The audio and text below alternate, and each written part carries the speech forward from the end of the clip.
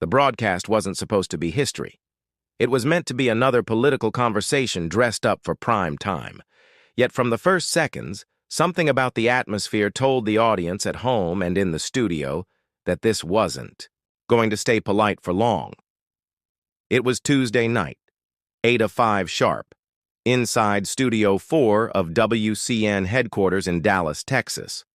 The lights bathed the set in the kind of flawless brightness that made every detail sharp. The polished table, the gleaming microphones, the anxious faces in the crowd. Millions of viewers tuned in from living rooms and bars across the country, waiting for a discussion on political families and ethics in leadership. They expected a debate. What they got was a clash that would ripple far beyond the studio walls. The table sat three figures. Host Colin Brandt in the center, a seasoned broadcaster whose silver hair and crisp suit suggested calm authority. On his right, Ivanka Trump, polished, poised, expression carefully measured. And on his left, Congresswoman Jasmine Crockett, her presence calm, steady, but with a glint in her eyes that suggested she had come prepared for more than small talk. Colin smiled, welcoming the viewers and the studio audience. "Tonight's topic," he said smoothly, "family ties in American politics. Do they help or do they corrupt?" He turned first to Jasmine. She didn't hesitate. When public service turns into a family business, the risk is simple. You stop asking whether the job is being done well. You start assuming it belongs to someone by birthright. Ivanka shifted slightly in her chair, her polite smile never faltering. "I think experience, whether in business or politics, should be valued. Families who serve for generations bring wisdom, relationships, and the ability to get things done for the country." The tone was civil, exactly what people expected. But underneath, tension curled like smoke. Jasmine's words carried a warning. Ivanka's reply carried pride. They were never going to meet in the middle, and the audience sensed it. The first half of the program moved briskly. Colin raised questions about taxes, transparency, conflicts of interest. Jasmine hit with sharp lines that drew nods and murmurs of approval. Ivanka countered with references to her White House years, polished as ever. The audience responded evenly, polite applause here and there. Nothing unusual, nothing that hinted at what was about to unfold. Then came the turn. About 20 minutes in, Colin leaned forward and asked Jasmine directly, "Congresswoman Crockett, you've spoken often about transparency in leadership. Do you believe all public figures are honest with the American people?" There was a pause just long enough to make hearts in the audience skip. Jasmine didn't look at Colin. She looked at Ivanka. "Not all of them," she said slowly, "and some have far more to hide than they'd like the public to believe." The murmur from the audience was instant. Ivanka tilted her head, that smirk of composure tugging at her lips. "Is that directed at me?" Jasmine's reply was crisp. "Your family's history speaks for itself. But there are things the public hasn't heard yet. Things that cross a line most Americans would never tolerate." Colin straightened in his chair, his voice a touch tighter. "Congresswoman, are you saying you have evidence of misconduct?" "Yes," Jasmine replied, her tone even. "And I'm prepared to share it tonight." The room changed. You could feel it. The audience's restless whispers, the way every camera swiveled closer, the sudden sharpness in Ivanka's eyes.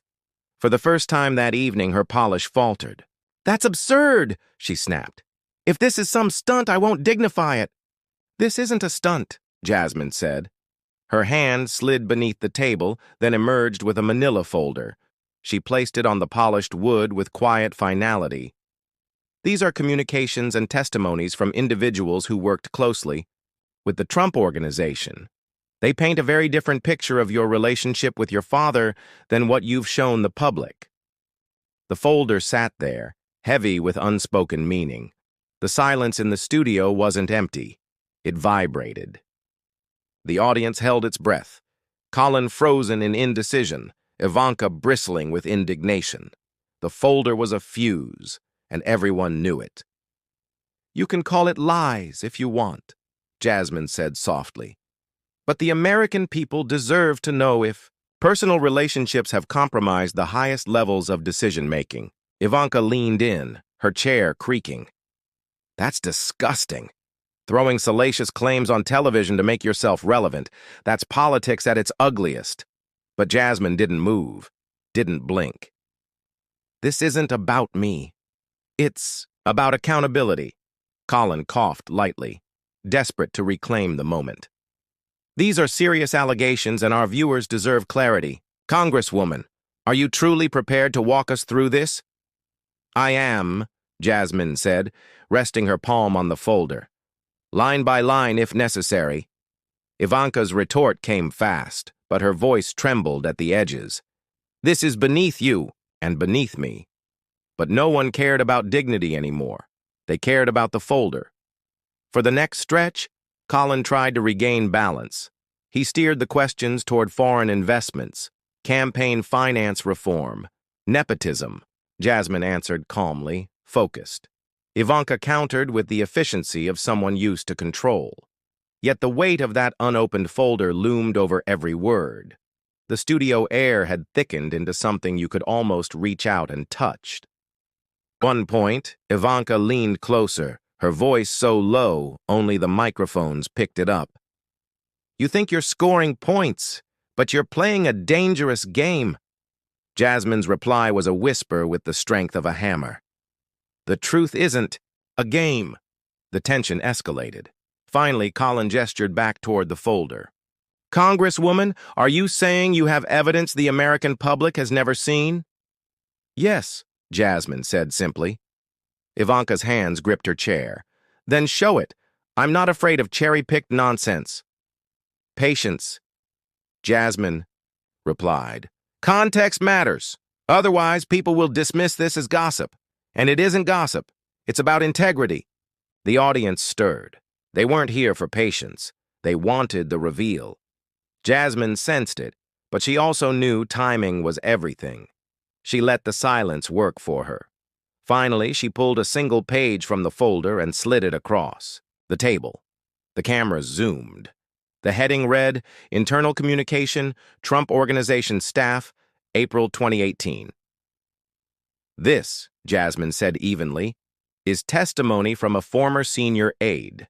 They described private conversations at family dinners, conversations about foreign business deals. Deals that had nothing to do with official policy and everything to do with personal gain." Ivanka's face hardened. "That's ridiculous. You're waving around gossip from bitter employees. That isn't evidence."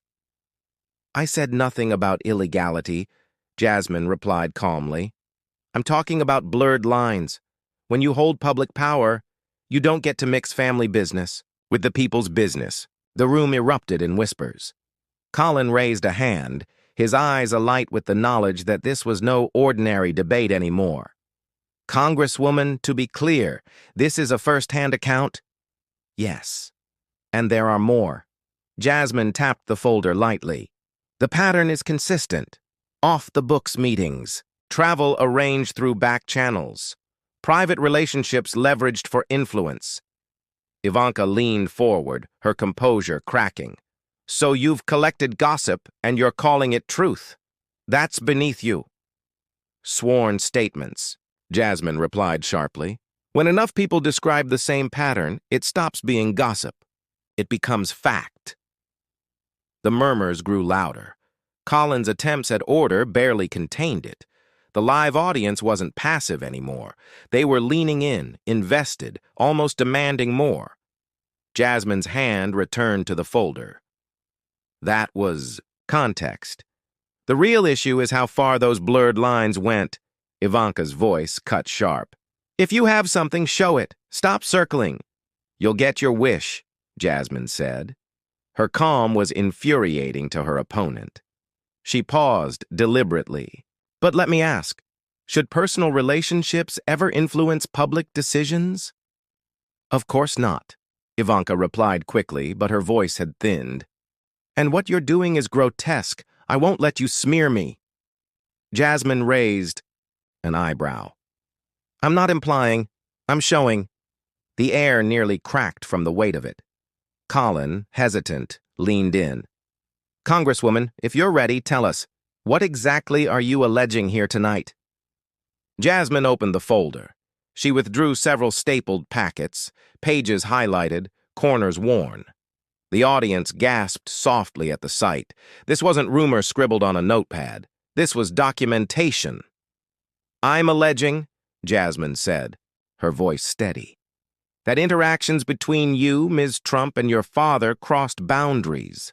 Boundaries both professional and personal. And I have communications that suggest those boundaries weren't just blurred, they were erased. Ivanka laughed, brittle and sharp. This is outrageous. I should walk off right now. You could, Jasmine replied evenly. But then, you'd be walking away from your chance to clear your name. The silence was electric. The camera zoomed tighter. Colin's hand hovered above his notes like a man bracing himself. The nation was watching, and for once, political theater had turned into something else entirely, a reckoning in real time, and Jasmine wasn't finished.